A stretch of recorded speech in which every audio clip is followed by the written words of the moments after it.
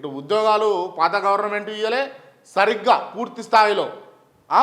ఇప్పుడు కొత్త గవర్నమెంట్ కూడా ఏమీ చేస్తలేదు నిరుద్యోగులు. కాబట్టి నిరుద్యోగులకు ఉద్యోగాలు కల్పించాలి, నిరుద్యోగులు కూడా చైతన్యమై రాజకీయాల్లోకి రావాలి, వచ్చే వాళ్ళను రాజకీయ నాయకులు ప్రోత్సహించాలి, రాజకీయ పార్టీలు ప్రోత్సహించాలి. ఖచ్చితంగా ఈ స్థానిక సంస్థల ఎన్నికలలో ఎంపీటీసీలుగా, జెడ్పీటీసీలుగా, సర్పంచ్లుగా, వీటిలో ఎన్నికైన తర్వాత జెడ్పీ చైర్మన్లుగా, ఎంపీపీలుగా ఖచ్చితంగా యువత మాత్రమే ప్రాధాన్యత ఇవ్వాలి. యువతులు కావచ్చు, యువకులు కావచ్చు. ఎందుకు అనంటే ఇప్పుడున్నటువంటి ఈ ఎమ్మెల్యే పదవులు అనుభవిస్తున్నటువంటి వ్యక్తులు కావచ్చు, లేకపోతే ఎంపీ పదవులు అనుభవిస్తున్నటువంటి వ్యక్తులు కావచ్చు, పెద్దగా ప్రజలకు చేస్తుంది ఉందా అనంటే నిజంగా నిర్మోహమాటంగా చెప్పాల్సింది ఏంటి అంటే నో, ఏమీ లేదు. ఎందుకు అనంటే ఎన్నికైన వాళ్ళకి తెలుసు, ఎన్నుకున్న వాళ్ళకి తెలుసు ఏం జరుగుతుంది రాష్ట్రంలో అని అన్నది.